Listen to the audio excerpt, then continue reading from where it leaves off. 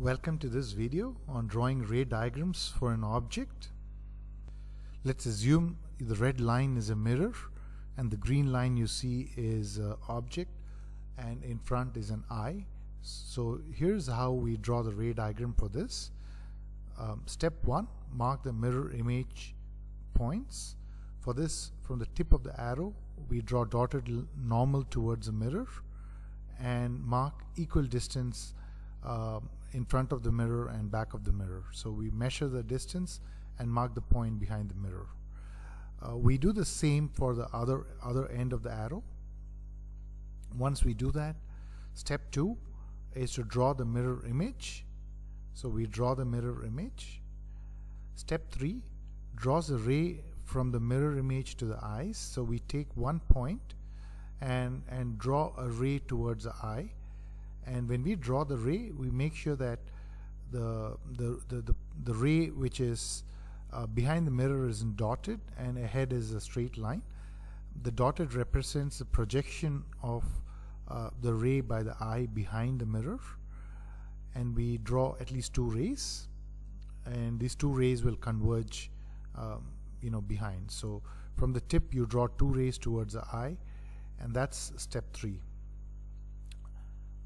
Step 4 would be, so if rays would be coming to the eyes from the mirror like this, then we complete the ray diagram by drawing the incoming ray from the object. So here the object is a green tip of the arrow. So here we go.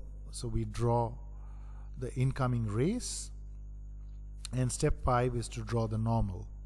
So we draw the normal, and we have the incident ray and the reflected ray. Step 6 is to repeat the above steps for multiple points. In this case we do the same for tail of the arrow. So we draw two incoming rays and connect it to or make sure that we draw the incoming ray from the object.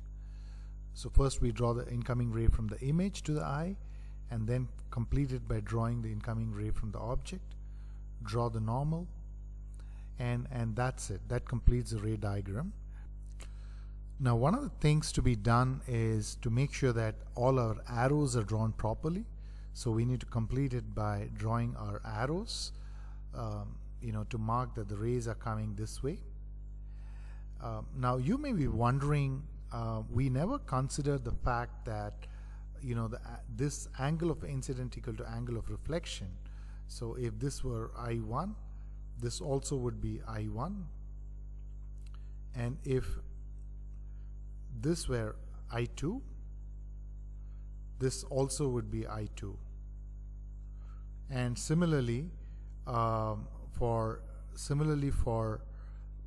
these points, so your I3 would be equal to I4, and or I3 and I3, and this both will be I4. Now we don't consider this while we do the drawing, but these things are a consequence of the way we draw these ray diagrams. So we have I equal to R. So that's a consequence. So this is a consequence of object distance equal to image distance, and the second, it's a consequence of construction as described. So this is how you draw the ray diagram, and in the next video you can see how geometrically you will have I equal to R with these considerations. See you in the next one. Bye.